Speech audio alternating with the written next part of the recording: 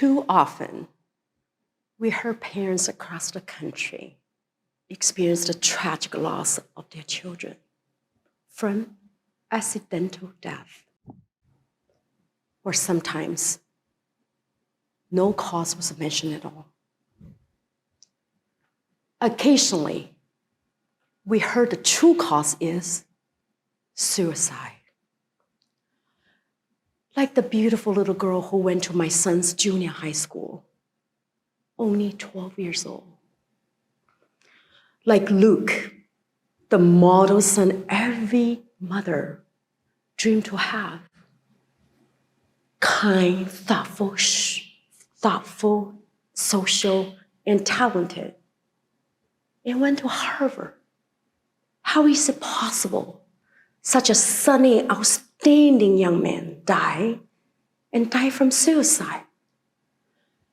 这怎么可能呢？这么优秀的一个孩子，这么阳光的一个孩子，过世，自杀过世，真是太痛心了。Mental illness and suicide are silenced topic in Asian American communities. The best kept secret. See, in Chinese culture, there's a deep-rooted stigma and shame. We value education. Mom's love is shown by cooking abundance, homemade food, breakfast, lunch, and dinner, and for our children's friends, pasta parties, sporting events, birthday parties. And our love is shown by working long hours in companies, restaurants, the farms, like those lost their lives in Half Moon Bay shooting, so that our children can have a better education, have a financial security. I wonder, those brothers and sisters lost their life in Half Moon Bay share the same dreams as me, as immigrant parents from China. In Chinese culture, we value education with the goal of 德智体全面发展. 德 means to build a strong moral character. 智 means intellectual development, and 体, physical development. There's no mention about psychological health. As I was studying nursing in China, there was no psychiatric nursing in our curriculum.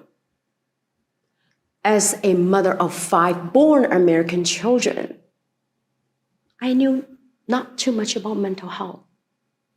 I don't have the language to describe it while raising them. I have no idea whether my children suffer mental illness in silence for 10 years. There were signs. There were tears, nightmares. And I didn't know anything about it. Not until in college, when she experienced mental health crisis, she started to get help and started the road to recovery. And she told me, Mom, I'm the lucky one because many of my friends couldn't take time off to get better. They couldn't take time off to get help because the pressure to succeed. They couldn't get help because their parents, like me, then didn't know much about mental illness. They couldn't get help because their parents, under such a pressure to keep the secret due to the shame and stigma. 他们怕孩子告诉别人孩子有 mental illness, 他们觉得很丢脸。As parents, we also bring our unique experience growing up to our parenting, including the traumatic experience. I remember one day walking home from school, watched my father taken away in handcuffs. I remember the look on his face, his eyes of fear and love. I was forced in involuntary displacement, separated from my parents as a teenager. My friends several years older than me, also teenagers, they are forced to go to the farm to endure harsh labor to get re-education. 上山下乡再教育. Entire higher education was paused for 10 years. Research showed that Asian American college students are 40% more likely to have attempted suicide compared to white students, but half as likely to be diagnosed with mental health conditions. Asian Americans is also 3 times less likely to get professional help compared to whites. The exponential anti-Asian hate during COVID and anti-racism has affected our youth deeply. Because that confused their identity and also affect their sense of belonging, which are very important for their mental health.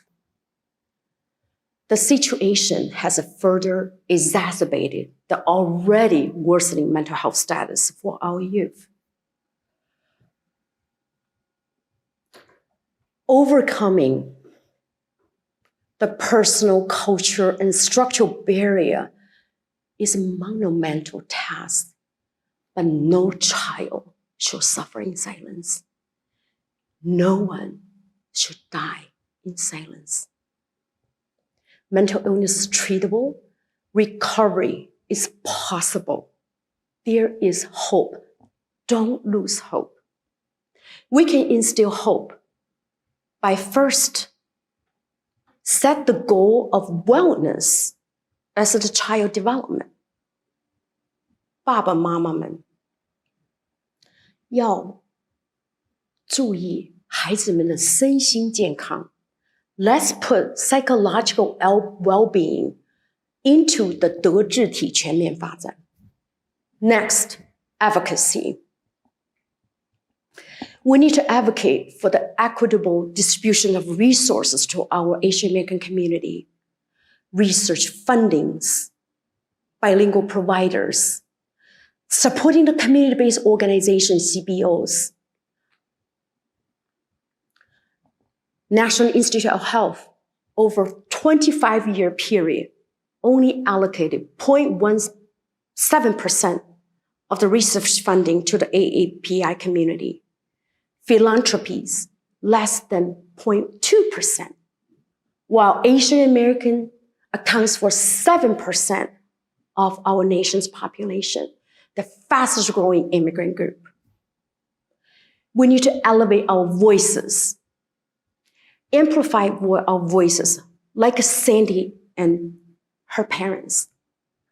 We need to amplify voices by writing op-eds, by making documentary films. Documentary films also educate the parents, and we can further educate the parents by using the toolkits our Breaking Silence team developed, and also by mental health first aid training. Last not least is support. Mom and dads, 爸爸妈妈们，我们的孩子需要听我们告诉他们，我爱你。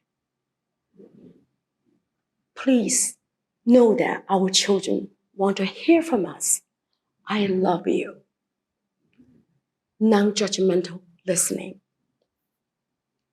But support coming from the parents are not enough. We need to build a network of support. We need to have a village of support from community members, advocates, aunts, uncles, advocates, and every one of you on the audience. Please join me to ride the waves, to break the silence, to save young lives. Thank you so much.